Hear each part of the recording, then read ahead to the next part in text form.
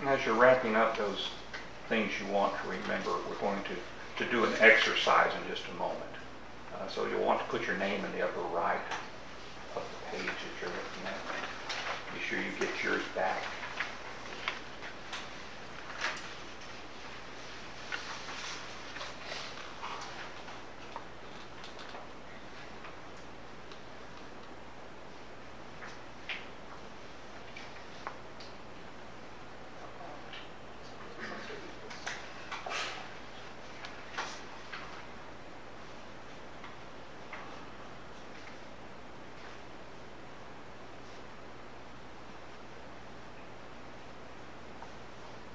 Okay, this is really for your own use.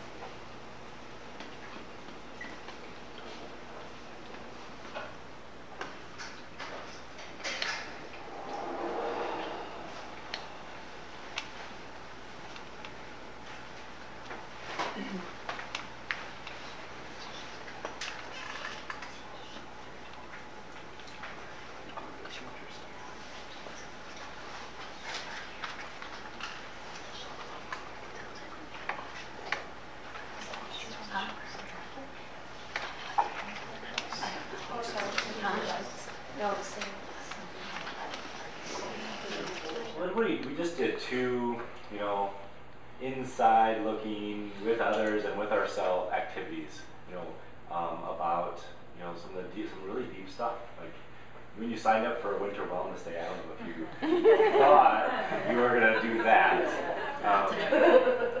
But we're all about getting our hearts out there. And if you look at your next page, is a list of just blanks of values and what is going well and what is being stepped on. And here's the deal. Both the future self activity and the biggest heartbreak in your life activity point to your values. They point to what is really important to you.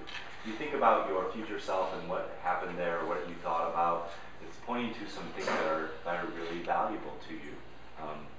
For me, when I went through the future self activity the first time, it was the name I called myself, or the name myself told me was his name, was friend. And that, if you want to encapsulate what Ken Carlson is about relationships and friendships, it was so wonderful to hear that. And so friendship became a value that I would put down on that piece of paper. So So there's something there for you as well in that future self, and there may be 2 or 3, okay? And in the heartbreaks are when our values are being stepped on, or our values are being torn apart, or why are we heartbroken? There's something about our values there. So what I'm asking you to do now, and what we're asking you to do, is to write down, 2 or 3, and if you can fill the page, go ahead, but write down 2 or 3 values, what's going well with that value, and what's being stepped on with that value these days. Okay? This is for yourself, so feel free to write that down. We're going to give you, let me look at the actual time. We're going to give you, 5 minutes to do that. How about we shed a small tear and we decide we have to move on. We don't get the true powerful expression of what could come if we entered into it fully until we got to those shifts. So that's from when Paul suggested, it was like we were going to do something happy, and Paul said, "What about something sad?" And I was like, "Absolutely! Like we need to have the other side of emotion." Well, you can't enjoy the sweet if you haven't tasted the bitter. You can't distinguish the two if you have nothing to compare them to. And it is part of the richness of life that we all experience. And to be fully yourself, you have to embrace all sides, the happy and the sad. Have to be in a place of choice and mix up the truth, because our body knows what really happened to us, and it's holding it, or we figure out a way to release it. And that's that's one of the things that I think is so amazing about qigong, is it allows us to, in some ways, release those stuck emotions. That's all. Okay, thanks. Yeah. I think, one thing that I've always tried to do in life, when you meet somebody that, like we experienced today, everybody does have that hurt. And you never know what somebody's going through in life. So when people are nasty to one another, this doesn't cut it for me. It's like, you don't know that sales clerk, you don't know what they're going through. And they might be ignoring you, but it might be because they're thinking of their life in that. So I just continue to be kind to your fellow man or woman. So. All the practitioners that led today were just incredible. I'm really just delighted. And my takeaway is I'm really happy because I do yoga every morning first thing, and I can take this hip rotation, this hip exercise, because I have. And what he's talking about is the science that emerged in the mid-90s, that our limbic systems are open, and we actually do feel each other. When we're in the room or even at great distances, we have the physical capability of sensing one another. When you've walked into a room and there's been a fight, and no one has said a word, but you can feel it. It was proven in a small lab in Parma, Italy, and the empathic civilization talks about that, and how there's an earthquake in Haiti, and within 24 hours, $10 million has been given over cell phones, $10 at a time. And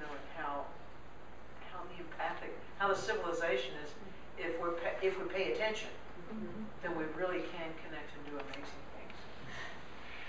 And now we are connected. Yeah.